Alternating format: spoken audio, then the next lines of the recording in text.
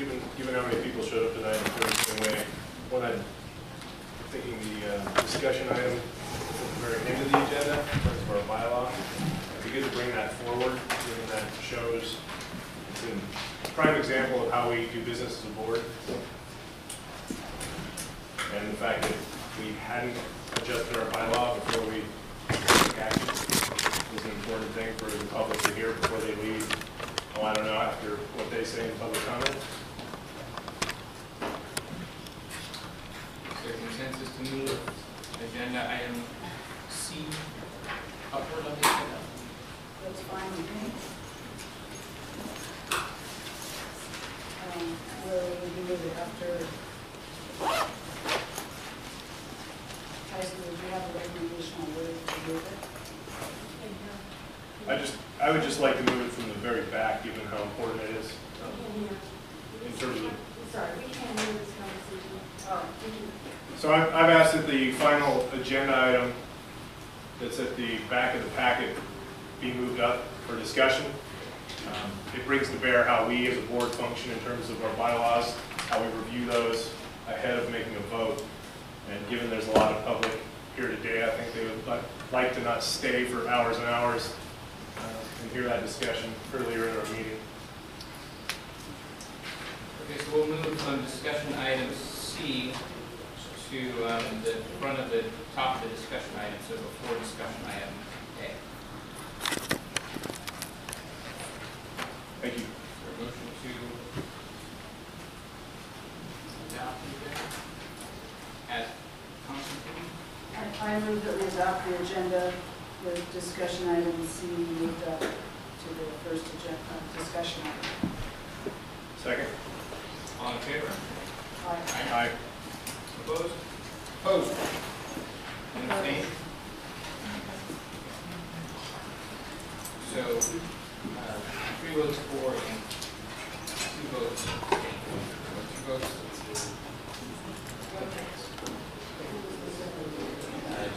Roster and Miranda gave us 4 sides. So we will have a pledge of allegiance. Stand up, pledge. I pledge allegiance to the flag of the United States of America and to the republic for which it stands, one nation, under God, indivisible, with liberty and justice for all.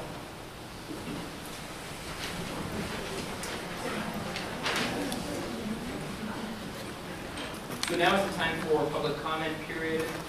Persons may speak on any item which is not listed on the agenda. Speakers are requested to fill out a speaker card and state their name and address before addressing the board. Individual speakers are asked to limit their comments for any item to not more than 3 minutes in order to allow everyone who wishes to speak the opportunity to do so. Groups are asked to limit their comments to a total of 10 minutes. The board shall limit the total time of public comment to 15 minutes at the beginning of the meeting. If additional time is needed, public comment will continue after discussion. I have several cards here. First of all, Tony LaFonce. Yeah.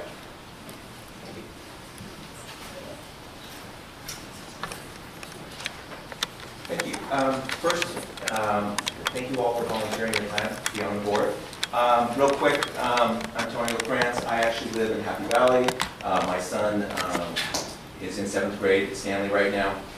When I started in 1st grade and at Happy Valley, and I was quickly aware of the lack of funding the state gives us. And I looked around and said, why is this? And obviously Prop 98, Prop 13 came around. And so I was interested, and I got on Ledrep at the parent council, and I did the parent club there, and have since stayed fairly involved. There needs to be a better way of funding for our schools. I think that the funding we get from the state is just atrocious, and it's going to take more than, the way I put it is each one of us is kind of looking out at it, and so there's a group called Educate Our State, which is trying to get parents involved and to try to raise some of these issues so that we can speak as a parent population. And one of the things that's come up with them is, obviously we know LCFF isn't going to increase our base funding. But one of the things they've looked at is this deferrals that we've seen.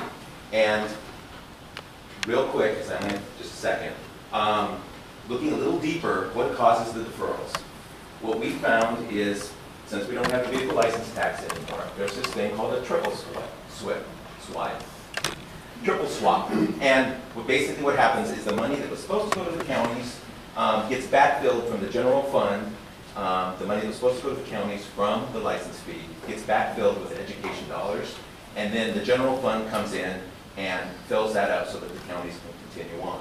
This works really well when the general fund can pay into these funds. And as you guys have seen, this is what, when the general fund can't, is produce these deferrals. So Educate Our State has an initiative which we're gaining signatures on. We would love to, I'll send an email to everybody on the board for you guys to endorse our resolution and to support for our children in our case. Thank you very much. Thank you.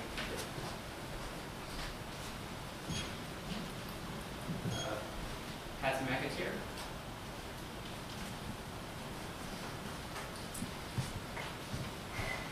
Hello, good evening. My name is Patsy McAteer, and I have the privilege of teaching math at OIS.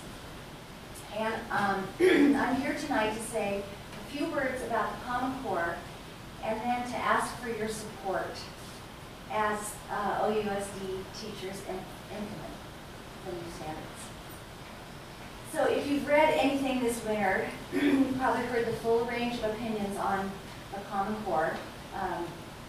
The standards are too rigorous, they're too weak, they emphasize skills, they emphasize critical thinking, and my personal favorite, it's a left-wing conspiracy to usurp local control of schools on one hand, and on the other hand, the federal government has nothing to do with the Common Core.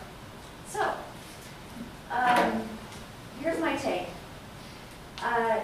Will students learn the Pythagorean theorem in 7th grade or 8th? Will they get to calculus in high school? Will the Smarter Balance assessments be ready? Will we be ready? Will our scores go down?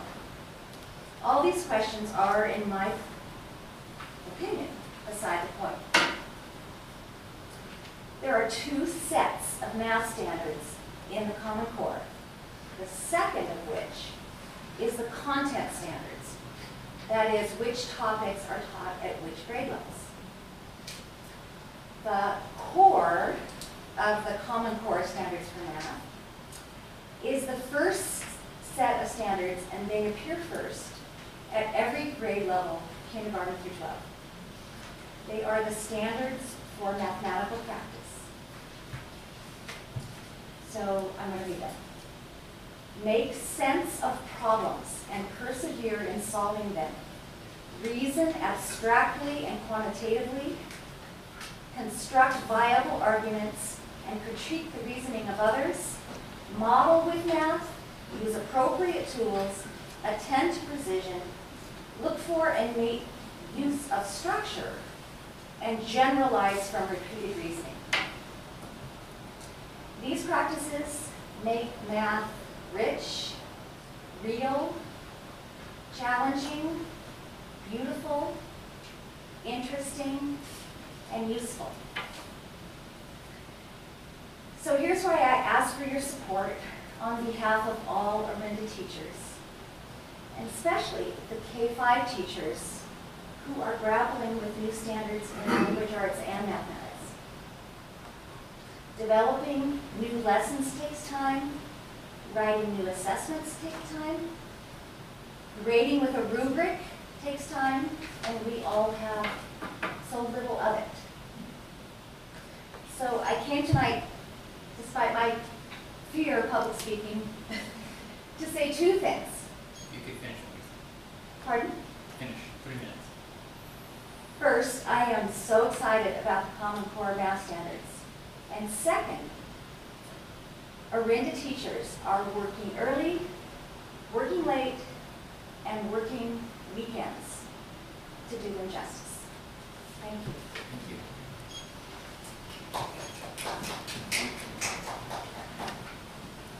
Andrew Chapman.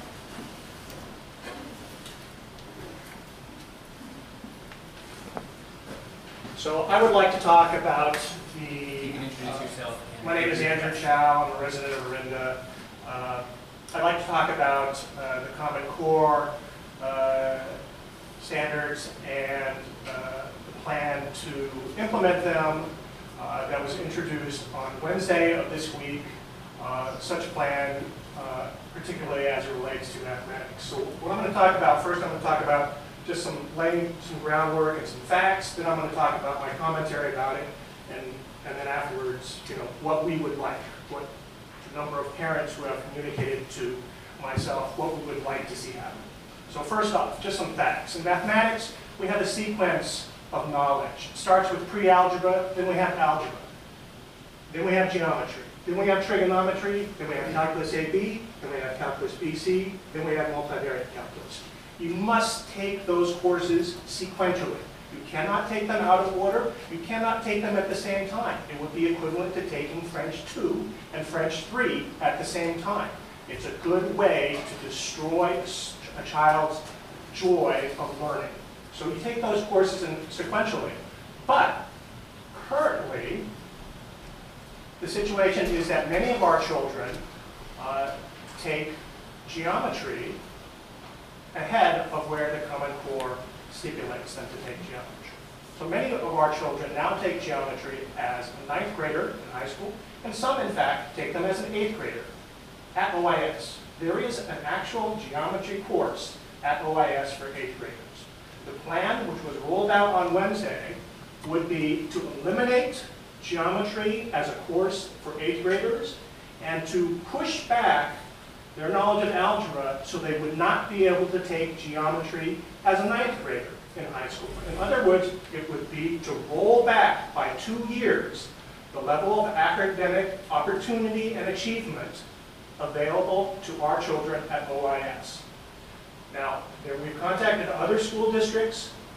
No school district that we have contacted, not Palo Alto, not San Ramon, not Dublin, not Livermore, none of them have plans in place to roll back and retard the development of mathematics amongst their students. Only Orinda has this plan. Those are just facts. There's no discussion or debate about them. Those are the facts as they stand right now. My view is that that's unacceptable. We cannot have a school district here in Orinda, which was, currently is, the top school district in Diablo Valley, and force it to become the worst school district in the Diablo Valley by having their mathematics achievement rolled back by 2 years when no one else is doing this. It's simply not acceptable. What? You could finish this. Chris, I did hear him say that he has other parents that have informed him. He's part of a group. You can have 10 minutes. I think there's more than that. So, what I would say to you, the board members, is I don't blame you for this plan. It's not your responsibility to come up with the daily lunch menu at OIS, and it's not your responsibility to come up with the immediate implementation methods of Common Core. But it is your responsibility to supervise those that do so. The parents you see here, we're here because we have a passion to fight for our kids.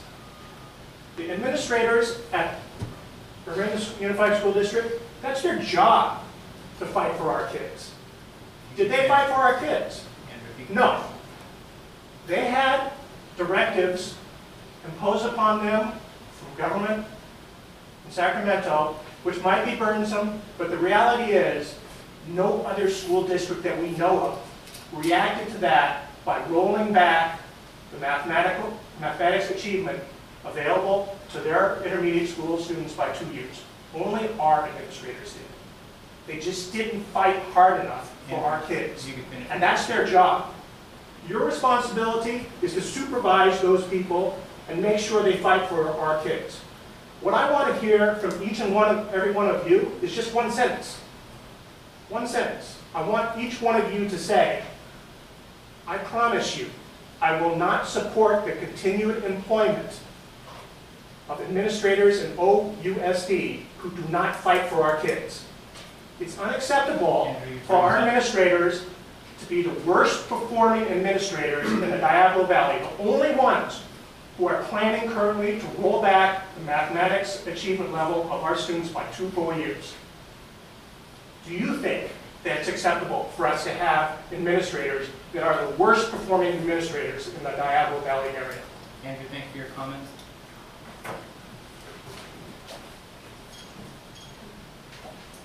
Next, have Mary Abello Glore.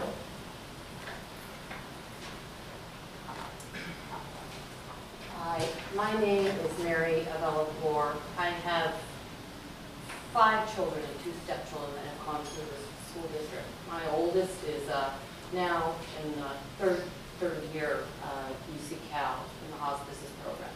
He was able, in my clear view, to be accepted into that school and other high-quality schools because of his, in large part, because of the advanced math and other, but the advanced math program that he was in. I have a 7th grader who's taking 8th grade honors math right now. I have a 9th grader who's taking 10th grade honors math right now. And I also have a little girl ready to start kindergarten. And we're considering, because of these changes in math, possibly not even going to the public school. So I've never been to one of these meetings before, but this is really important to my husband and I. And so I guess it's not a question and answer period, but our schools have always been exceptional, and I'm here because I would like to ask the board to please make sure that they remain so, especially in math. Thank you. That's Andy Gertz. Yeah, thanks. Sorry, if you could introduce yourself and your address. Sure, Common Core, of course, and Andy Gertz. I'm also an Orinda resident. I have a middle schooler at OIS, and I attended last week's meeting with Mr. Randall and Dr. Tyson. What I came away from that meeting with was that Mr. Randall couldn't answer a lot of questions, and that's not his fault. It's because he doesn't have the information. So my question is, why are we rushing to implement Common Core? Roughly 15 states have now backed away from Common Core for various reasons. Why are we rushing to implement Common Core here in Orinda before it's really been vetted? And risk the, if you'll pardon the vernacular, dumbing down of our school district in order to adopt these Common Core standards, which there's a wide variance on whether or not they're going to achieve what they say they're going to achieve. I'm skeptical, to say the least, as are many other parents. The focus has been on advanced math classes, from what I've seen so far. And I've heard that many, the particularly bright students who can go on to the higher levels of math in the high school level will get that opportunity. My son is not one of those students. He's a solid kid. He does well in school. He's not a whiz. Is he going to be left behind while we concentrate on making sure that calculus is still available to the whiz kids, while the rest of the group, the kind of, say, second-tier performers, is left behind? And that's where my son falls. There's a general feeling among a lot of the literature that I read that Common Core will not prepare that type of kid for entry into selective colleges. And that includes the creators of the math curriculum. Finally, I would like to say this isn't all about math. It applies to the language arts as well. A lady by the name of Sandra Stotsky, who is a professor of education and worked to implement Massachusetts' very fine education standards 20 years ago. Massachusetts leads the nation in public school achievement. She resigned from the Common Core Validation Committee over the weak standards that were being implemented in language arts. I'm just going to read real quick a quote from her, and then I'll stop. Common Core's misplaced stress on informational texts reflects the limited expertise of Common Core's architects and sponsoring organizations in curriculum and teacher training. The dimensional emphasis on literature in secondary grades makes it unlikely that American students will study a meaningful range of culturally and historically significant literary works before graduation.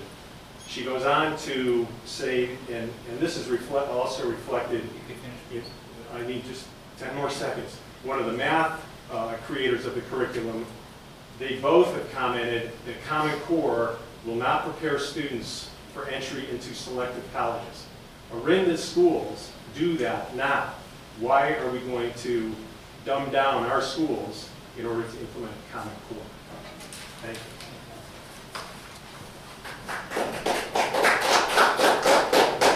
I will, this is not a question and answer period as I said, but I will say on the topic of math, Common Core, the district is currently, we are still exploring all options.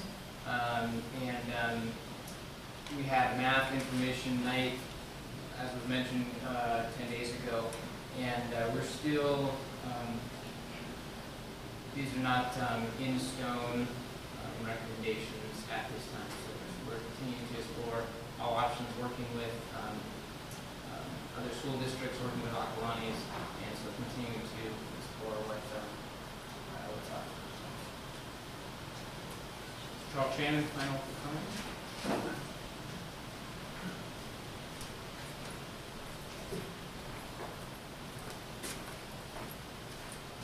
Charles Shannon, OEA President. In January at the board meeting, we had discussed interdistrict transfer, and we heard at the end of the meeting that there needed to be some more information from the lawyer, and also that this would come back for further discussion.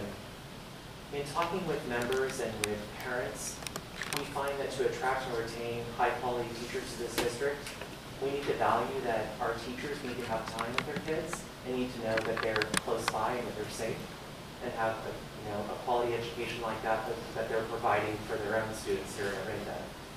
And to be able to then have their kid at school gives them that opportunity. And it's thanking them for all the hard work they do to make this one of the #1 districts in the nation. I would like to ask that this be an agenda item at the next board meeting so that we can have some resolution on where the board's at, each one of you is at on this issue.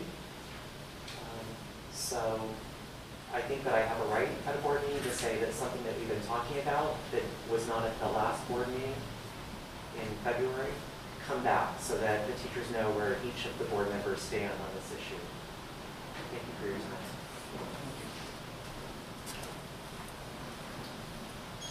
Chris, I would just like to thank the parents that came and spoke and ask could we put the math issue on our next agenda as well. So there's a period for future agenda items. Yeah. The last agenda, thank you. Now it's the time for Employees of the Month. So I'd like to recognize our Employees of the Month. First of all, Marshall Sachs. You get to that. So Marshall Sachs is an OIS science teacher. In his first year at OIS, Marshall Sachs has really excelled in the classroom. Every day he engages students in the wonders of science, making the subject both informative and enjoyable. He has reinvigorated the OIS garden, using it as a hands-on teaching tool, making the learned material more relevant and exciting. Additionally, Marshall has taken charge of OIS Mouse Squad, an after-school computer club, providing a quality and exciting experience for students interested in computer technologies. And I would add at the end that I told my daughter that you were going to be one of our Employees of the Month, and she gave me that. Thank you so much, Marshall.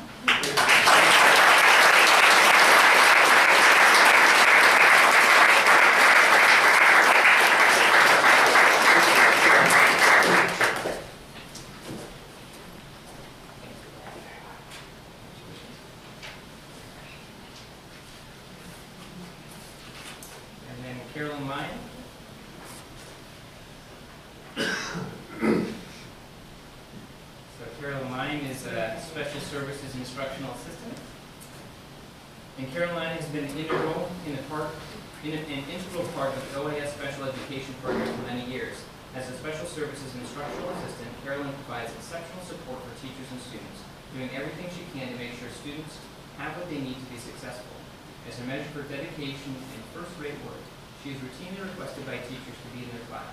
They know that she is a dedicated educator who will deliver the essential services our students require. Thank you, Karen.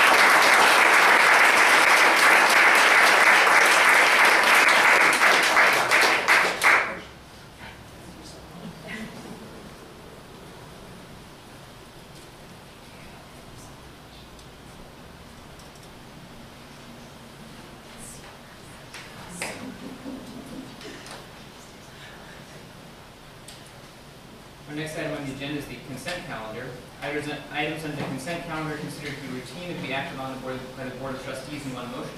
There is no discussion of these items before the board vote unless a member of the board, staff, or public requests specific items to be discussed and are removed from the consent calendar. It is understood the administration recommends approval on all consent calendar items.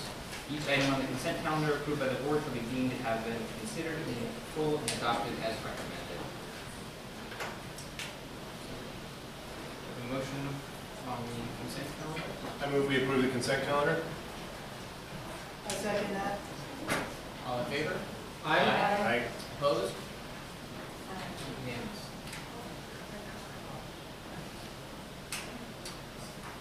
Next item on our agenda is action item A, the 2013-2014 second interim financial report. Good evening.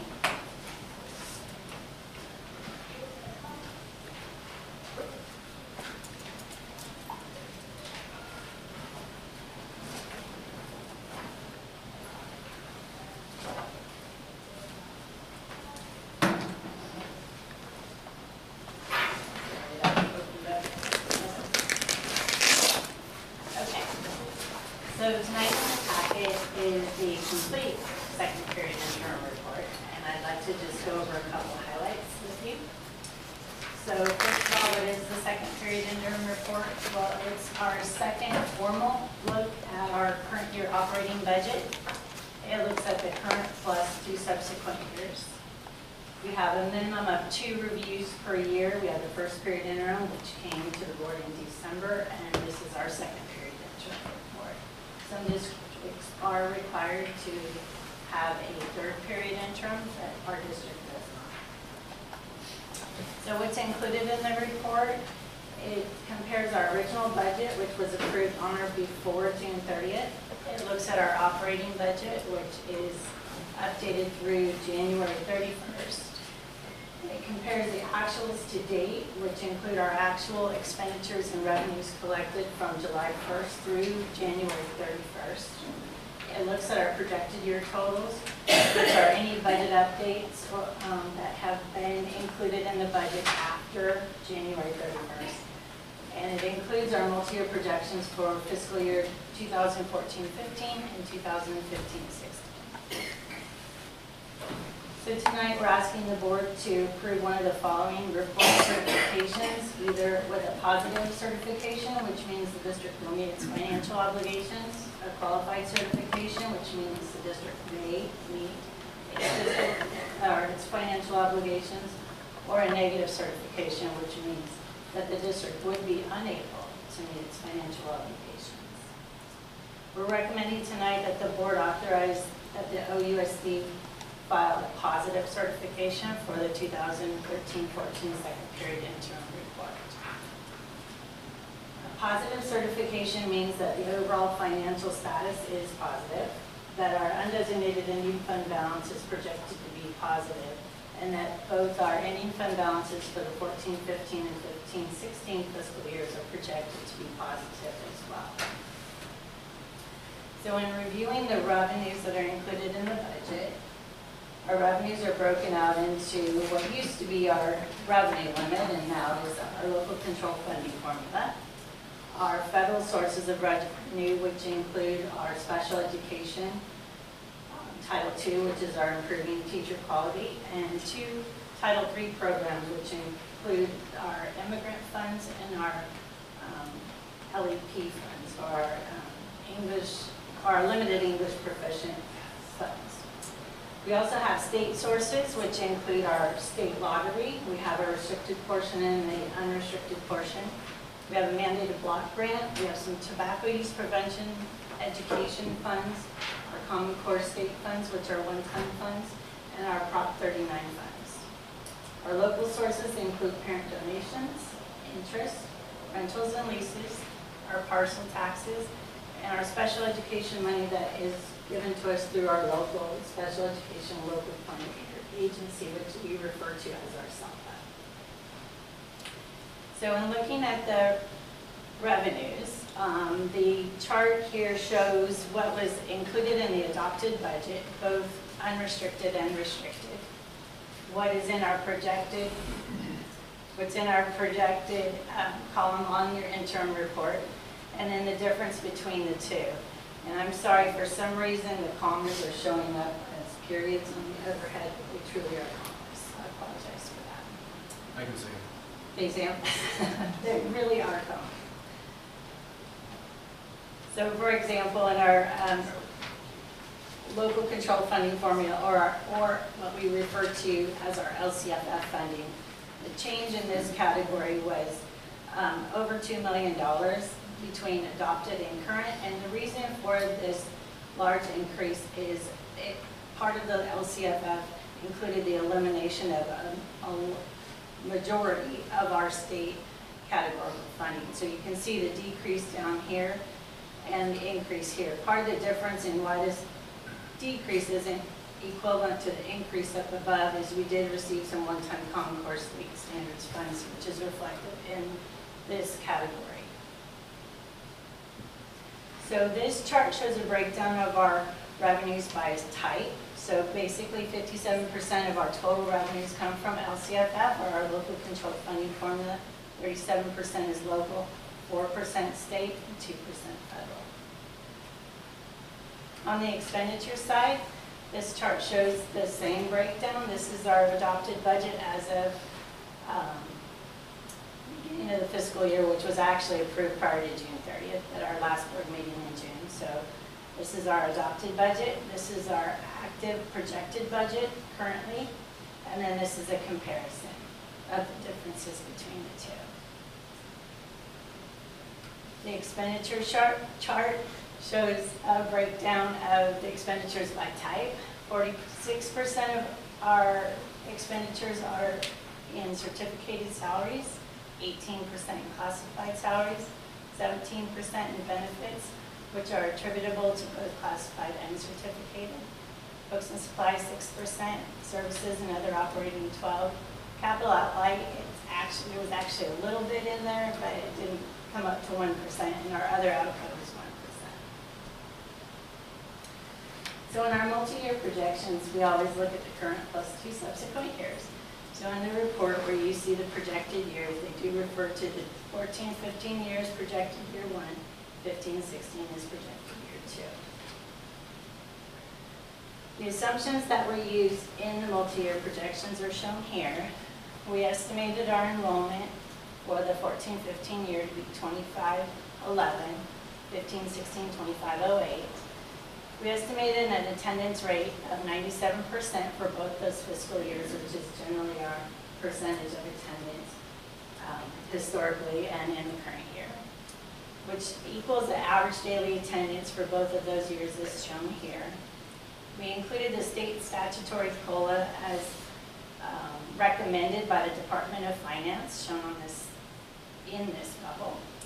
Our percentage of growth towards local control funding formula, or LCSFF target, is shown here as well. The Department of Finance estimates that in 14-15 we'll move 28%, a little over 28% towards target, and in 15-16 almost 34% towards target.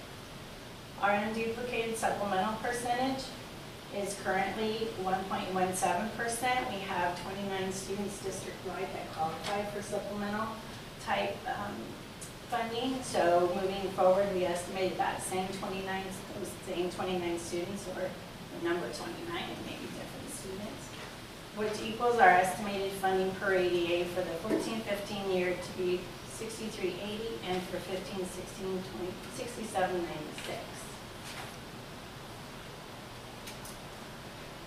This illustrates how our funding would be broken out between the 3 fiscal years shown in the report. Basically, our funding for the current year is made up of our prior year revenue limit plus our categoricals. And then added to that is the growth in the current year. And moving forward, this dark space illustrates the growth towards target, towards full funding, which is estimated to be in the fiscal year 2020-21. So in looking at our multi-year projections, based on those assumptions, our total revenue is shown here for the 2 fiscal years, total expenditures with a status quo budget, basically rolling forward the current employees, current staffing, current programs would be shown here, the total cost. The year revenues over expenditure difference is shown here.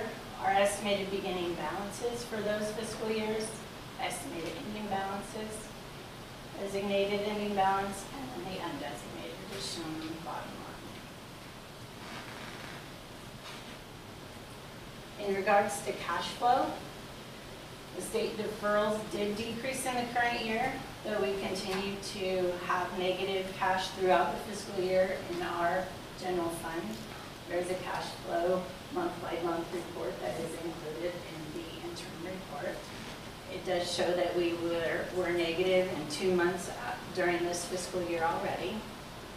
Our other funds do have cash estimated to be in them throughout the fiscal year, which provides the district with cash as our county treasury looks at all of our entire funds when they look at the fiscal solvency of our district. So we do inter-fund borrowing throughout the year. We have cash in one account, we transfer the cash into the general fund to cover the shortfall.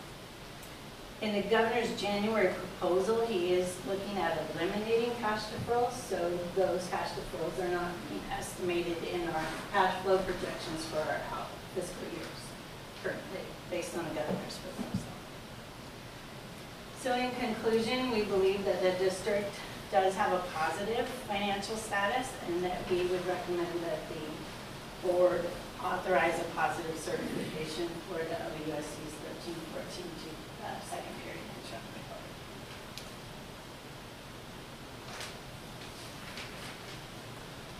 Thank you. Questions from the board? Maureen, thanks for your report. Can you get specific about deferrals? Are you saying that did you just say that the governor has said he's not going to pay us back the money that has been deferred? The governor is looking at eliminating the deferrals in the budget year. The budget year 14-15. I don't know what that means. So there's 2 different things that we've dealt with previously. There's the deficit factor that we dealt with the revenue limit, and then there are the deferrals. So the deferrals refer to the cash deferral, where a number of years ago, our June apportionment, we didn't receive our June money or June payment until July 1st. So that was the first cash deferral. So after that first cash deferral was kind of easy to do, as the state projected their budget year after year in those upcoming fiscal years, they continued to defer by paying us in the next fiscal year, multiple months throughout our the fiscal year that we were in. So basically, we should receive like equal payments, like monthly paychecks from the state on the state aid portion, but we don't currently. We receive actually a large portion of our cash, 30% of the cash that we're owed in the current fiscal year, we don't receive until after June 30th. That piece is proposed to be eliminated in next year's budget. Meaning that the state's not going to give us our 30% they owe us? They Or they're no maybe longer they'll pay us going on to time. defer? They're no longer going to defer. Okay. So we're going to get all our money eventually? We should get our regular paychecks when we're in the month we're supposed to get it. But have we been caught up yet? Yes. Oh. We still have deferrals in the current year. So we're not whole yet. But the promise is that for next year, we'll be back to the old system where we got the apportionments based on the old schedule, where you didn't have to wait till the new fiscal year to receive the cash. So the state has said they're going to end deferrals, Starting July 1st, which is good for us. which is good for Thank us. But what about the deficit? That's the piece. Funds that they owe. Right. That's the piece that we haven't heard anything about. And That big IOU that's still out there. So on the deferral note, is that consistent with school services and other folks out there? They're telling districts to go ahead and bank on the fact, if you will, that we won't have a deferral situation. So that, because you noted that that's what informs the cash projection in terms of having cash flow, which has been a problem not just for this district, but many.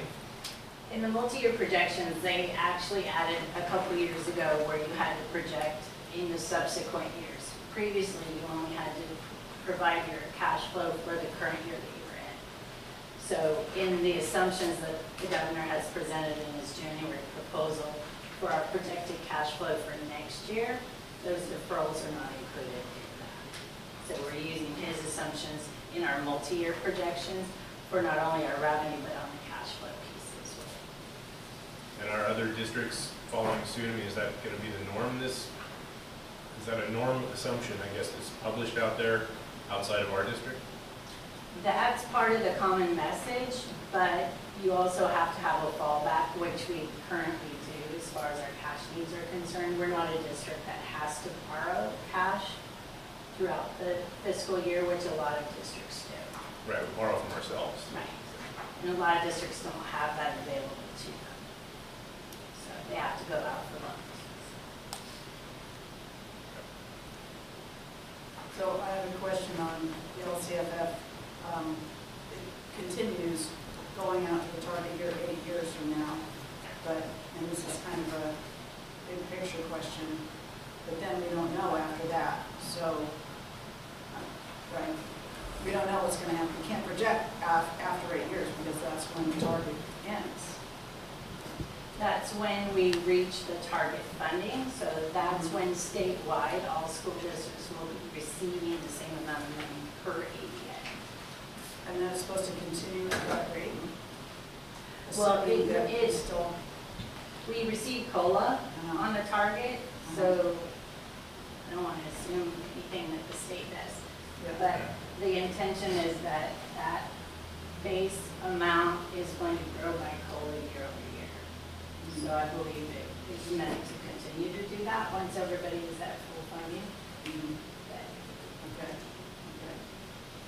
And then I have another question. When, like the first or second slide where you showed the different sources of revenue and you had special ed, special ed under federal and then special ed under the other category.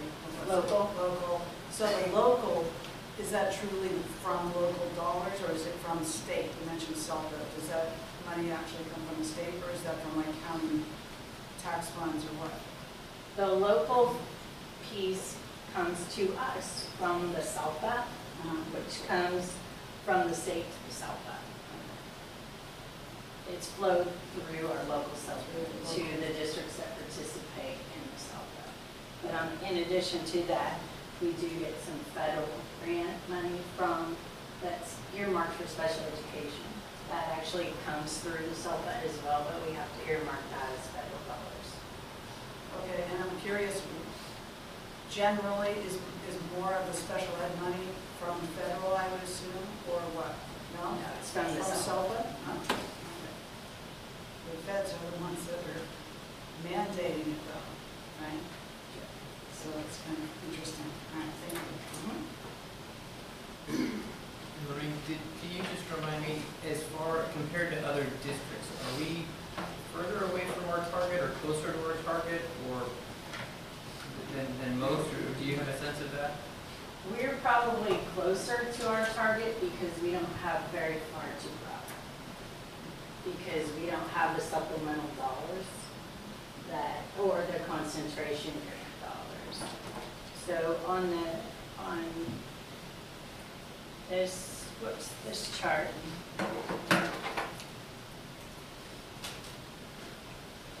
what we received here, we don't have much supplemental money to add to what we received over the previous year in 2012-13. And what a lot of districts have is there's supplemental and concentration grant dollars that are coming in, which makes their distance further, and it kind of collapses ours. So over the next 7 years, relatively speaking, we'll be getting less increases than a lot of other districts? Yes. Yes. Any comments from the public? Oh, just I wanted to ask a question, sorry. First of all, one thing that really jumped out at me is 37% now in local funding, which seems like it's going up, which seems weird to me because as we get more funding from the state, I would expect that percentage to go down, but actually I think it's been at more like 33, 34%, and now we're all the way at 37%, which just goes to show how much we still rely on our local parcel taxes and parent level CFOs. So just wanted to point that out. And then the other thing that, when I was looking, I mean, it's so nice to look at multi-year projections that don't show us just going deficit spending and to see actual, a positive number at the end there. So that's really great. And one thing that I'm just concerned about is how conservative, is this like sort of the best case funding scenario that we're using to project our multi-year projections, or is this, a conservative number? I know in the past, like a few years ago, we were doing sort of best case, worst case, in between kind of scenarios, and I just didn't really understand how our current projections fit in. Right now, we're using the Department of Finance's estimates, and what makes it difficult, let me see if I can find the slide.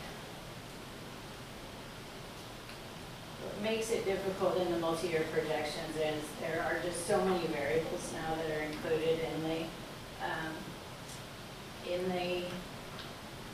in how your funding is calculated. So if there's a change to any of these variables that are listed here, that would change what we estimate our revenues to be. So you can see there's a lot of bubbles on this chart. So because this is the process we have to go through to calculate local control now. So these estimates for growth towards target came from the Department of Finance. So sorry, my aim isn't very good. So if these percentages go up or down, our overall estimate for revenue is going to be the same. It's going to go up or down. This variable, this is directly tied to our students who are eligible for free lunch, our EL students, our English language learner students, and our foster youth. So if this percentage of students as compared to our enrollment, if this number goes up, our funding will go up.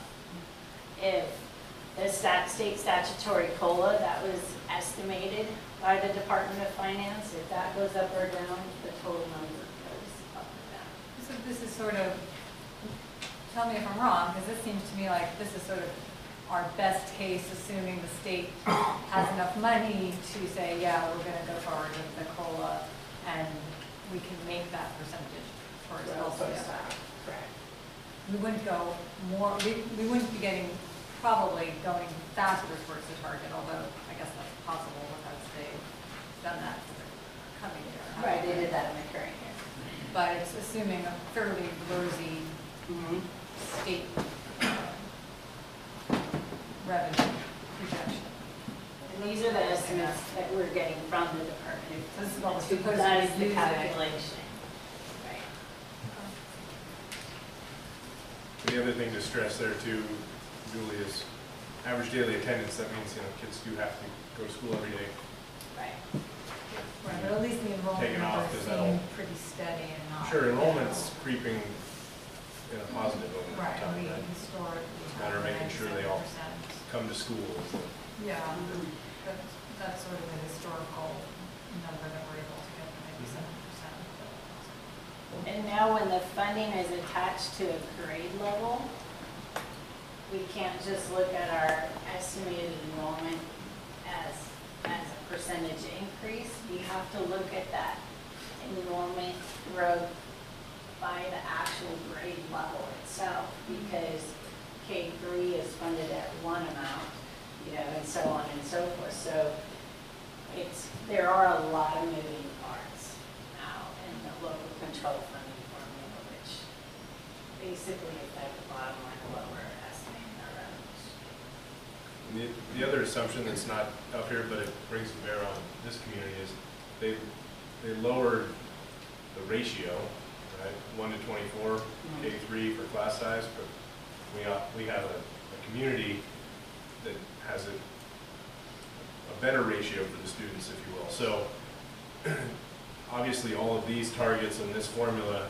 produces funding based on a 1 to 24 now versus a 1 to 20. So we're a little bit behind by that ratio, which may help drive the local funding. Lorene, in looking at the criteria and standards review summary on page 3 of 3, item S7A, post-employment benefits other than pensions, known as OPEB. So it says, does the district provide post-employment benefits other than pensions? And the answer is yes. Can you specify what those are, who they go to? We provide retiree benefits over the age of 65. For what employees? For retired classified and certificated employees. And they're actually lifetime benefits through our CalPERS healthcare plan. All are classified and all are certificated? Retired classified and retired certificated. Have lifetime benefits? Yes, retirees. And what benefits are those? They have medical benefit insurance. The certificated is capped at $119 per month currently, and the classified is unlimited. And that's, Uncapped, I should say. and that's the extent of the benefits you provide, it's just medical? Yes. Yes, through CalPERS. It's a requirement of our health carrier. And is this what sometimes we refer to as our unfunded liability? Yes, it is. Thank you. Oh, and thank you for cranking through this. Any comments from the public on this item?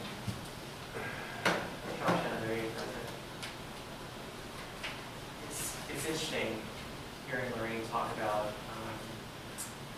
that our funding isn't going to change that much to get to our target, and yet we have the Common Core, the new Common Core standards, and the workload for teachers is increasing. So as it seems like the money may not increase at the same rate that teacher productivity is increasing, it's a real unfair formula for all of us.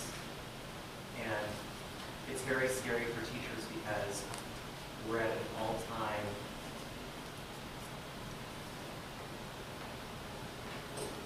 we're in a place right now where we're feeling a lot of burnout. There's a lot on our plates. And we're still managing to put in a lot more extra time and serve our students and our community. And I just can't say often enough to the board that I'm hearing it every day from a lot of teachers that we don't see an end in getting to a place where we can have any sense of balance in our lives and quality time with our families. It's very scary. I'm sure it's scary for you as board members because you have the responsibility of being a district. But I just looking at the last few weeks that I've had, it's been excruciating. And I've been a teacher for 25 years, and I feel I'm a very good educator. I'm trying to do my best to learn all the new things that I need to know for Common Core. And I always feel like with every step I take, I'm still 10 steps behind. It's very frustrating. I think my kids are getting a quality education, even though I don't feel that I may be where I need to be. I don't know. It's confusing to all of us. It seems like every day we learn more of what we should be doing, what we should know, what we should have.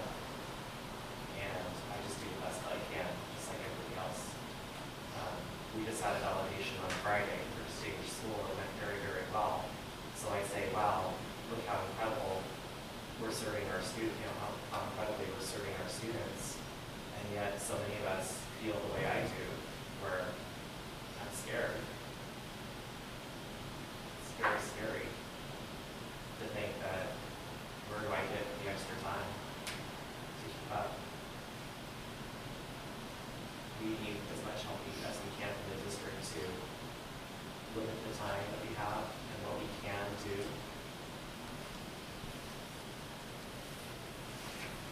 It's a function. I know it's really hard. All of us kind of look at each other and go, wow, one more thing. What do we take off our plate?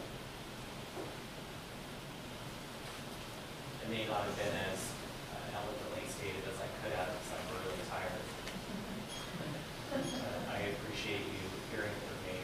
I'm kind of worn down because I have so many members talking to me about how frustrated they are and how tired they are. And you're doing the best they can. And I appreciate all of you coming. Well, Chris, you were there on Friday.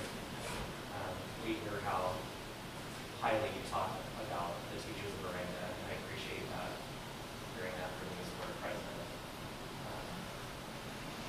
We miss them all. Other comments from the public? Can I ask you a question of Lori? You can ask a question, but she's not.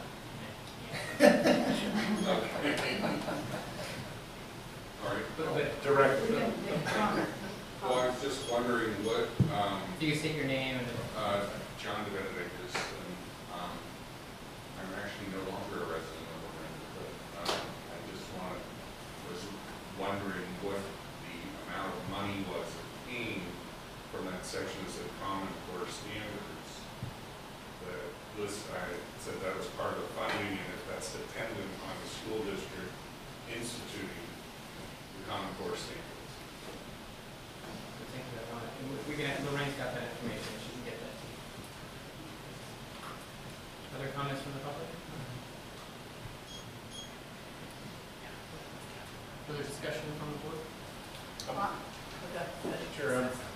Having gone to the CSBA's discussion last Thursday evening on LCFF and the LCAP, so that's local control funding formula, and the accountability plan, for those that aren't following all the acronyms, because there's plenty.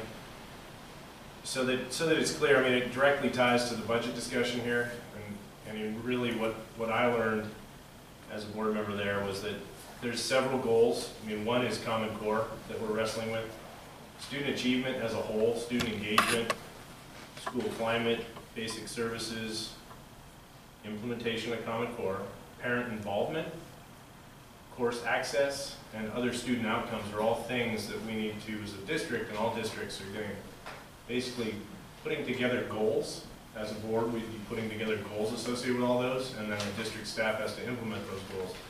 So I hear what's being said in terms of how much there is to roll out Common Core, and I know how much we're really behind the ball, as are other districts. Some are ahead, but there's 8 different things that we need to be establishing and reorganizing on, and really running parallel to this budget process, so that in May and then in the 2 June meetings, we've done all our outreach, we've explored everything, and then in parallel to the budget, we actually present our accountability plan.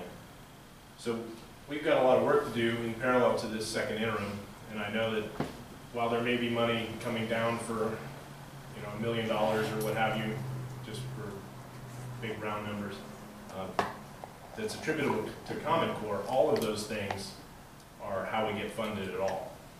And maybe not this year, because it's just got rolled out, but moving forward, we need to basically align ourselves with these 8 goals, and all districts do, in order to continue to get funded at the levels that we want to get funded, or, well, at least that we want that are available currently.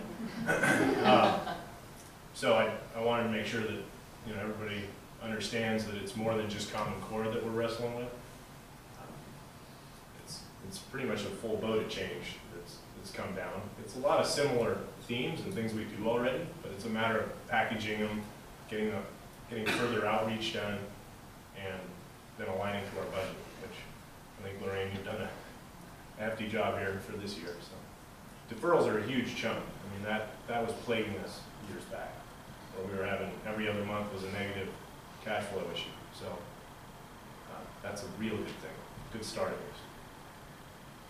That's all I have for Great, thank you. I also went to that meeting, so thank you, Tyson, for talking about that meeting. It was actually a very good meeting on the workshop that CSBA did. And I just want to say, it's not just, it is this year. You know, we do need to get input of all the teachers and parents and before we adopt an LCAP. And many of you probably know that. So, you know, I just want to say, in terms of that whole process, which is related to this because of the LCFF budget, you know, we need to get that in, but I hope we can, you know, and that's something that we as a board are responsible for.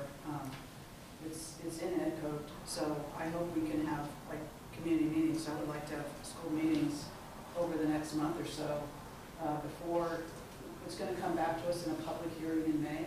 But I feel that we need to give parents and teachers an opportunity, not just certain representatives, but any parents, any teachers, a place, an opportunity to give their comments before it comes to a, you know, public hearing in a final, you know, drafted document. It's so much more inclusive if you allow people to give their comments before the document is all fully developed.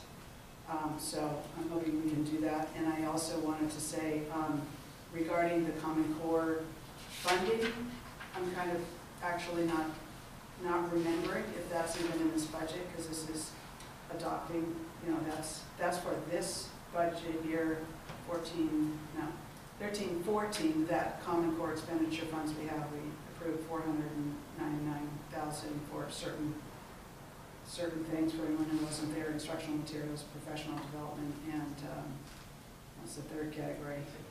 Technology. But is that in this budget, Lauren? Yes, it is. Okay, so that's included, and that addresses some of it. But I understand it's just, as Tyson said, a lot of changes right now: Common Core and LCFF and doing the LCAP. So thank you for the second interim. The only other thing I want to note, Chris, and Lorraine, please correct me if I'm wrong, but it looked like 81% of our expenditures are salary and benefits. Thank you. Which is typical even before LCFF. Okay, do we have a motion on this item? I move that we approve action item A, 2013-2014, second interim financial report. Second. All in favor? Aye. Opposed? That passes unanimously. Next on the agenda is action item B, resolution 1408, increase statutory school fees imposed on new residential, commercial, industrial development projects pursuant to Education Code section 17.620 in a public hearing. So I wanted to go through a little bit of the justification study that was included in your board packet. So on January 22nd, the State Allocations Board, or SAB, authorized that school districts could increase level 1 developer fees for inflation. So the new rates, maximum rates, were increased to be $3.36 per square foot for residential construction and 54 cents per square foot for commercial industrial construction. So in anticipation of the SAB decision, the board did authorize a study by the Delinka group at their December 9th board meeting.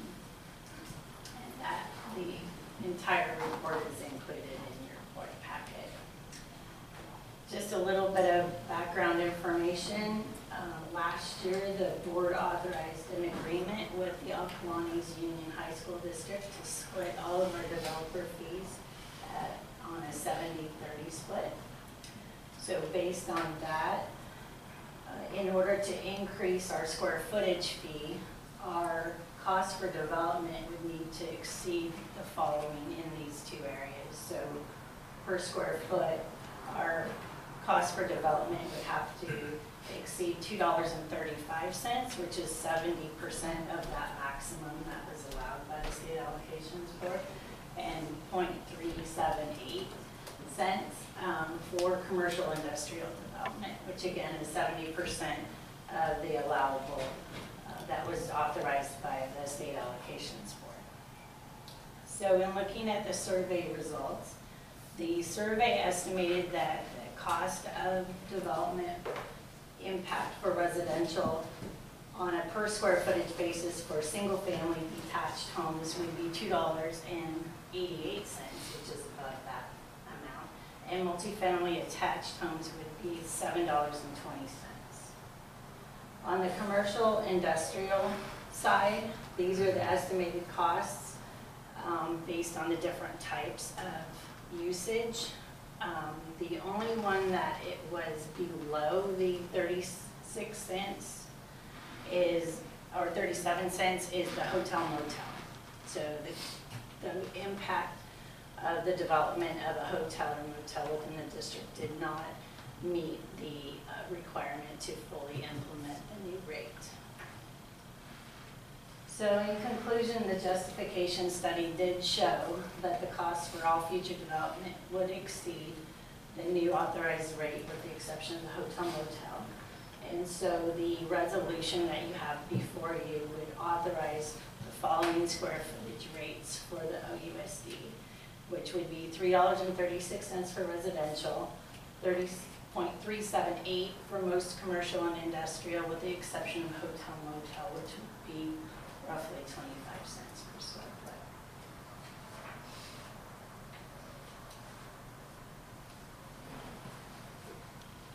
Questions for Louise? I'm just a little confused by the numbers, just because I noticed when you were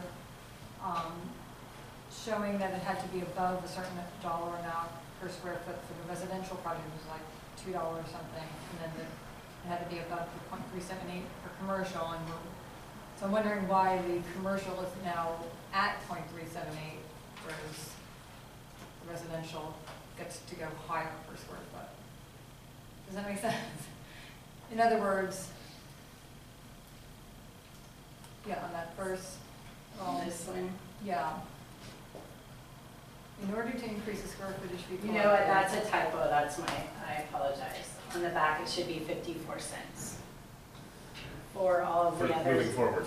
Yes, because I did the 70%, so 378 my apologies. Today. Right, My okay, apologies. okay. I see, okay, I put the 70% up there instead of 1%, Okay. so Okay, that's, thank you. I apologize for that.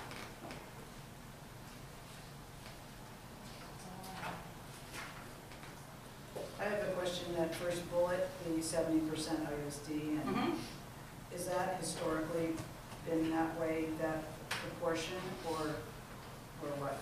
It was a recent amendment to our, it was a recent developer fee agreement with Acalanes. I think it was last year that it was authorized. Previously, Acalanes did not receive any percent of our developer fees that were collected, nor did they collect from Moraga, Lafayette, Walnut Creek. They didn't collect any developer fees at all. So what started it? Acalanes. They realized it. initiated They realized it. Having major and so budget I think issues. it's a 70-30 based on the, It used to be population. 100%. Well, yes, but based on the, population of our schools versus Maryland. Grade level sort of Right, so split. it was a fair split. And that's common throughout. We did some research when the agreement was signed. There was a lot of research and there was a lot of comparisons done at that time. But this is the agreement that we have in place with Acalanes. So my question is, does Lafayette and Moraga have 70% also, Mhm. same percentage? Mhm. Okay.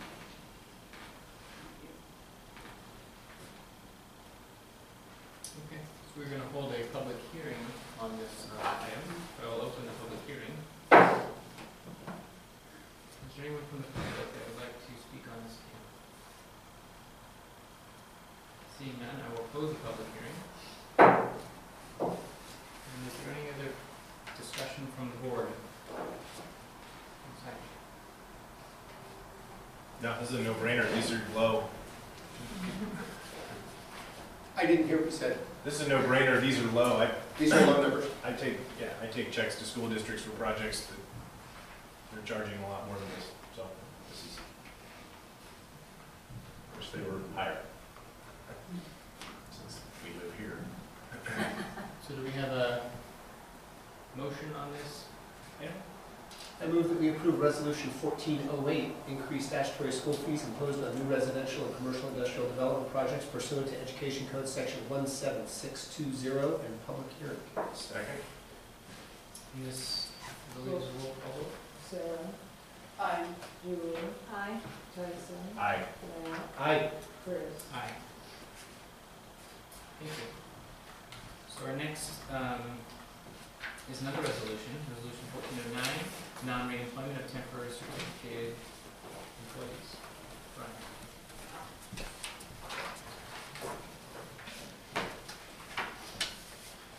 All right, well, good evening. The Education Code authorizes the governing board to give notice to any temporary certificated employee of the board's decision not to reemploy the employee for the preceding school year. Certificated employees contracted to replace teachers on a leave of absence should be noticed each year that the district intends to release them from their current position for the subsequent school year, in this case, the 2014-15 school year. The intent of this notification for temporary teachers is in essence a re-notification, as they sign a contract at the beginning of each year that states that their contract ends June 30th of the current school year. And so in essence, we're re-notifying them. Currently, there are 7 teachers in temporary status, and you have the attached list of teachers. The financial considerations are that there may be potential ongoing salary and benefit costs for affected employees for failure to properly notice temporary teachers. And the recommendation is that the board approve the resolution of non-employment of temporary certificated employees. This has become somewhat of an annual event for us. Do you have any questions? Brian, are these only employees who are basically like long-term subs? Is that Longer than long-term subs. longer than long-term? Yes. So they're have a temporary contract because we may have an employee out on a leave of absence or a teacher on special assignment. And these are placeholder teachers for those teachers out on special assignment or leave of absence. Long-term sub may be a portion of the school year. The right term. Yeah. Brian, how long are teachers entitled to leave of absence? Typically, it's a portion of the school year, maybe an entire school year. The last couple of years, we have granted a second leave of absence for a few teachers as well. So sometimes up to 2 years. Sometimes up to 2 years, yes. For teachers on a leave of absence, we have teachers in current teacher on special assignments that have been ongoing for a number of years, longer than 2 years. What's an example of a teacher on special assignment? Would be our, we have 2 teachers on special assignment, Kim Burris and Patsy Templeton. Literacy specialist? Literacy coach. Thank you. And then I guess one follow-up to the same vein is if you're on a leave of absence, is there a notification that is required to let the district know that you're not maybe coming back or that you are coming back? I mean, is it along these same timelines that we're under? Typically, yes. We look at the 1st of February for a teacher who would like to seek a leave of absence for the next school year, that they would let us know. And in fact, in the current personnel action report, there's a teacher seeking a second year that was approved. One more question on this. So these are not probationary teachers Correct. in the first Right. year? So there's Different status. completely. So these, I assume, are the only teachers in that status? Correct. And then one more question. If they remain as in this status, temporary certificated teachers, do they every year have to go through this situation, or is this? If we have them return in a temporary position, Yeah. they would go through the same process. Every year. And just for a little history, typically we have a number of teachers move out of temporary status into a probationary status. Teachers retire, teachers resign. Okay.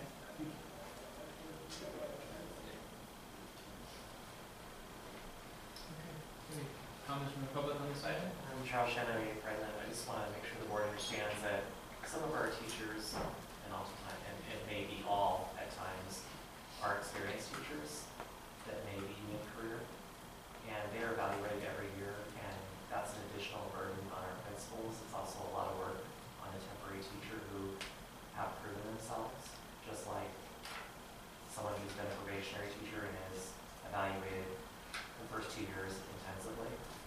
They have that every year until they either become a probationary teacher or, leave our district because of personnel need or a special assignment comes back.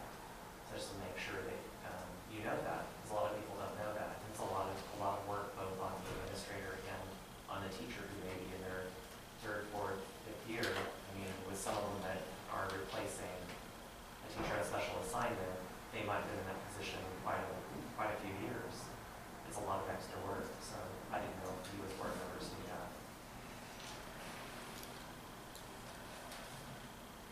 Other comments on this item? Further discussion from the board?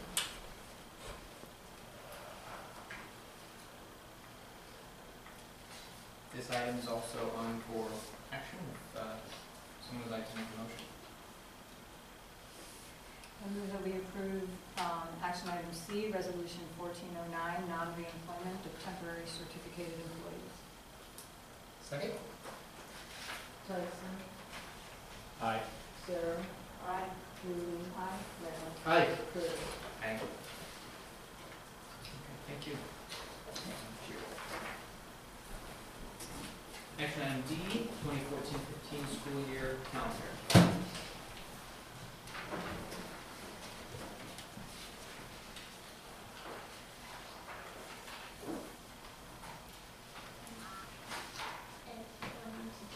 Just Hit the blank button.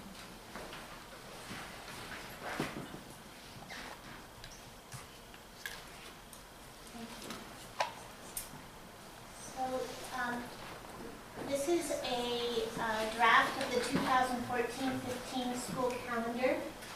It is the calendar that is also in your board packet and was brought to you last month for discussion. There have been no changes to the calendar since it was discussed at the last meeting. The calendar has 180 student days and 184 teacher work days. There are 3 district-wide staff development days, and one is almost hiding behind this bar here. So the first staff development day is before school begins, Friday, August 22nd. And then there is another one in January,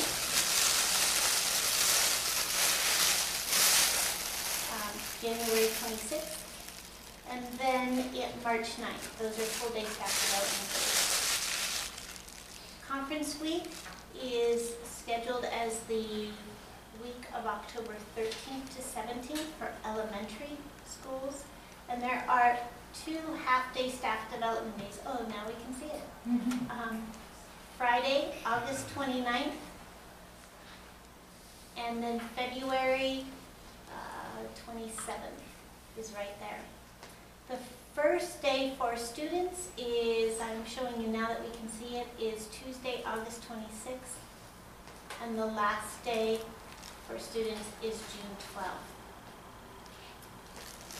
This calendar went through extensive review, as I mentioned at our last meeting with the curriculum committee. It took into consideration the Aquiline School District, and teacher input was received back and forth with regard to particularly conferences and the half-day staff development days. So it's being brought back for approval this evening for the 2014-15 school year.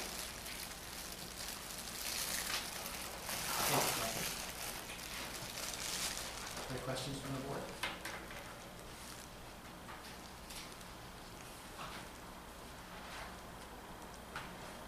Are there any comments from the public on this item?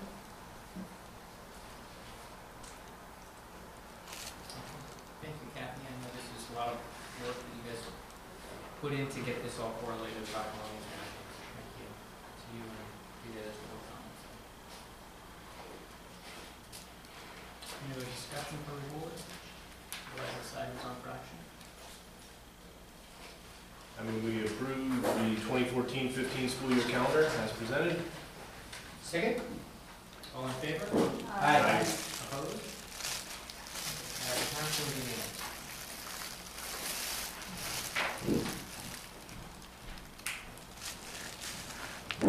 So our final resolution of the night is Resolution 1410 in support of Aquiline Union High School District Measure A. Dr. Duckman. Thank you. The Aquiline High School District is conducting a campaign for a renewal of their, parcel tax. And they are requesting our district's support in the form of a resolution. Great. Are there questions from Dr. Duckman? Perhaps we can hear from the public. Is there any public that would like to comment on this item? Shauna Simmons, 392 Dalewood Drive. Thank you very much for considering this resolution. It comprises 8% of Aquiline Union High School District's budget, which is the budget equivalent of 40 teachers. And if this partial tax campaign does not pass, that would potentially mean the cut of 7 periods during the day to 6 periods during the day. And if it does pass, it would provide a wonderful, stable source of local funding. And as we know, the state has been very volatile in their funding and unpredictable, and that makes local sources that much more important. As I'm sure you also know, it provides support for our property tax, our property values, because having excellent public schools is so important in this community and for families considering moving into the area. So thank you very much for considering. Thank you. Further comments from the public on this item? Charles Sherman, President, I know it takes a lot of support, a lot of people to talk face to face, to let people of Orinda know how important this is to us. So I will encourage OU members to do their best to go out and message how important this is for all of us.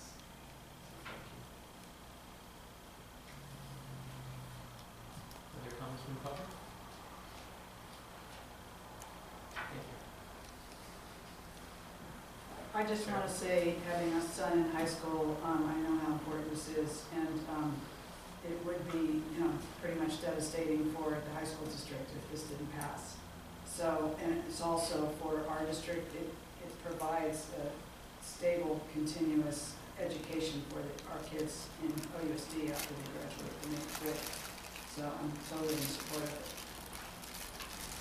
I also wanted to point out that, it's asking for a continuation of an existing amount that's already a parcel tax, so this would just be a continuation of that, and we'd be asking for additional funding.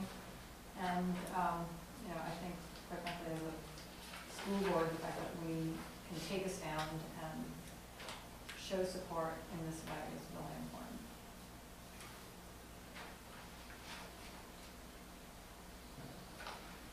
Julie said, I just wanted to point out that this is not a new tax. It's just, the amount doesn't change. And with two kids in high school, I want to echo what Sarah said. With one being a senior and looking to move on to college, he's had an incredible educational experience in Vermont, and I cannot imagine it with, see, 4 high schools, 10 teachers at high school. I can't imagine it with 6 periods and 10 less teachers in Vermont. So, and for my freshmen, that's not something I want to, something I want to have to see. So I'm in support. So this item is on for action. I move we approve resolution 1410 in support of measure A. Second? Julie? Aye. Sarah? Aye. Tyson? Aye. Matt? Aye. Chris? Aye.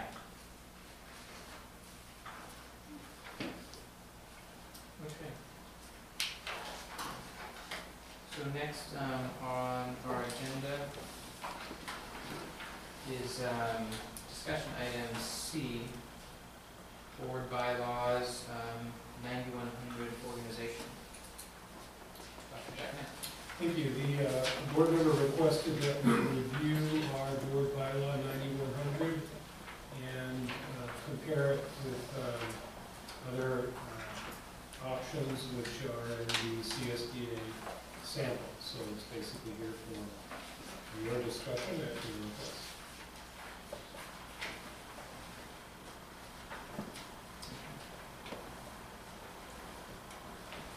Comments on this, or questions on this item? I just want, I mean, I'm the one who asked for it to be on there, and it's just something that always struck me as sort of an odd bylaw for us to have, and when I started to research it, I realized that CSBA provides an alternative that just seems to make more sense to me, because it just says the board shall elect, the board shall each year elect its entire slate of officers. In looking at what other neighboring districts do, they basically all select that option. Akalani's does, Lafayette, Moraga, unfortunately, doesn't have their policies online, so I don't know what theirs are. Walnut Creek has it with the optional second sentence about no board member shall serve more than, I think that you had 2 consecutive years in the same office under their bylaw. San Ramon uses option 2 without the second sentence. Piedmont doesn't even have the election of officers section in there, which is a little strange, but it seems just more logical to have it that way, and like I said, it just seemed like unusual language to me, and that's what I brought it for. Thanks. Any questions from the board? I think my comment in this discussion is we're doing this backwards as a board. Typically what you do is you evaluate your bylaws ahead of actually utilizing them. Similar to policy, you don't take action outside of policy. As a board, you work to revise the policy. I'm happy to review things at any time. It just doesn't really seem like it makes sense. And so I'd stress that if we're going to change bylaws and review other bylaws, that we actually make sure we're really looking at cooperation, trust, teamwork. I mean, those are the things that are noted in our board bylaws. And I'm not sure that either one of these would reflect it if we followed the bylaw that was in place as a rule. Because quite frankly, if we don't have bylaws and review them and really orchestrate them properly or align ourselves with them, then we shouldn't have them at all. We should really look at, as a board, making sure we put our process in place. I mean, Julie was the president at the time in December. We could have looked at this bylaw all year when you were president. Not sure why that didn't happen ahead of an election, but it just seems So I'd ask that we work on improving our process and make sure we're doing things ahead of, especially things that are on a calendar once a year, where we're implementing a bylaw. Let's look ahead a little bit, make sure we do it in advance, and make sure our bylaws promote cooperation, trust, and teamwork, which I think, looking at either of these, the CSBA sample, either options, I mean,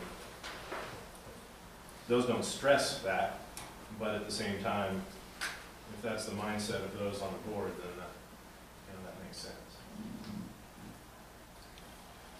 Yeah, and just to address that a little bit, because, I mean, it's sort of odd because it's a bylaw that we utilize once a year, and we, I don't know how long our particular bylaw has, I don't know when the last time it was 2008. Yeah. I don't know what it looked like before that, or if it was any different, or CSBA updated it, and we followed it in 2008, but, like I said, it's just one of those ones that's always just struck me as odd, and maybe, I hear what you're saying about the timing. At the same time, it's sort of like, okay, this is the timing to look at it so that we're looking at it for the following year. I mean, it's something that we use once a year, but it's an important bylaw. Yeah, I'm not sure what you're saying is odd. I think it's odd to tie a board's hands. Like, not tie a board's hands, but to give this sort of like, I don't know, like, I don't know. The wording of the second sentence, or, I mean, I'm not sure what you're saying. Or I could respond with my thoughts, and then you could say, when I read this, like the second sentence, traditionally it should be one who previously had not served in office. To me, that's a way of ensuring that the leadership is rotated. And this difference with the number 2 option of the CSBA, I'm just saying what I see as how these things could carry out. Number 2 option, where it says the board shall each year elect its entire slate of officers, that leaves you the potential of keeping leadership with, for example, if you felt like two people were especially good at being president or vice president, the leadership could stay within a smaller minority of the board as opposed to rotating it throughout the entire board. And so those are big differences I see. So when you say the first one is odd, I'm not sure why you're saying that. Well, I guess because we as a board elect, and that's what it says, the board elects the president. Okay, typically you need 3 votes to elect somebody, right? You need a majority. So having option 1 that says, well, traditionally we do it this way, and then still the majority is going to elect a president and a vice president. So, what you're saying, well, what if the board feels that there is a particular person or 2 particular people who are particularly good at that position? Option 2 gives you that freedom, I guess, to elect who you think as a board is the best person to do that position. That's like true. I said, it is sort of like what most districts would choose and what you would typically think of, I guess, when you're thinking of an election or, a selection process, that you would just go with the person you think is the best for it. It also keeps the leadership from being rotated, which sometimes you don't really know what a person's going to be like in a leadership position until they're there. So, there's pros and cons to both of those things, I think.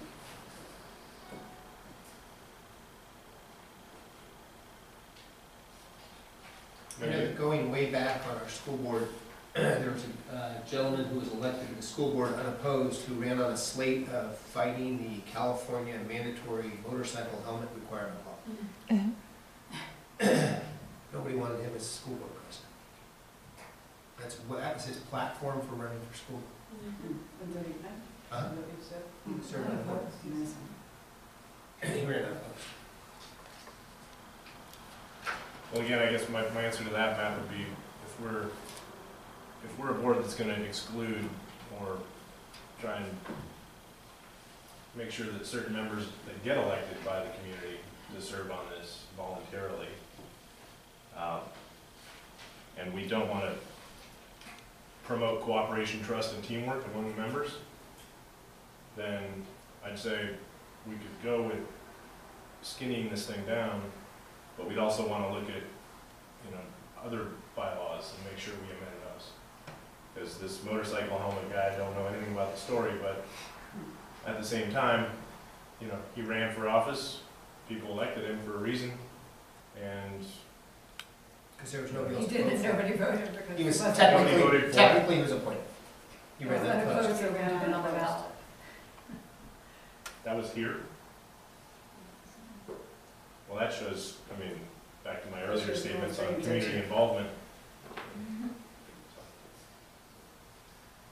Well, I mean, I just look at it as any restricting this.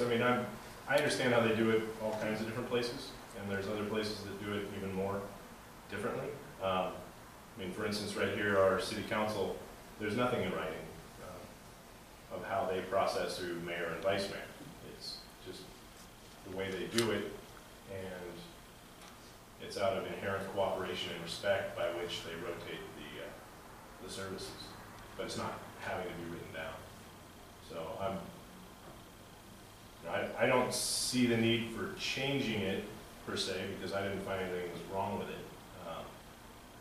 Because it's a nonpartisan board and it's all voluntary.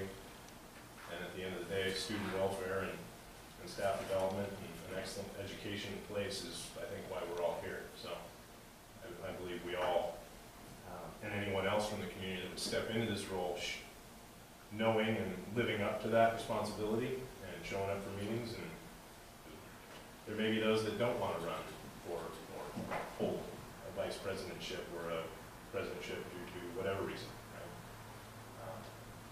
And I think at that time during the election, they could say, no, I decline it. I don't see anything stipulating that someone has to be elected. So I'm fine with it. I just want to understand if we're changing this, what the intent is, because I want to make sure that we're standing up for the other approaches we have in our bylaws in terms of teamwork, cooperation, and trust. Other questions from the board? Are there any comments from the public on the side? My understanding is that the bylaws are really the framework of how the board operates.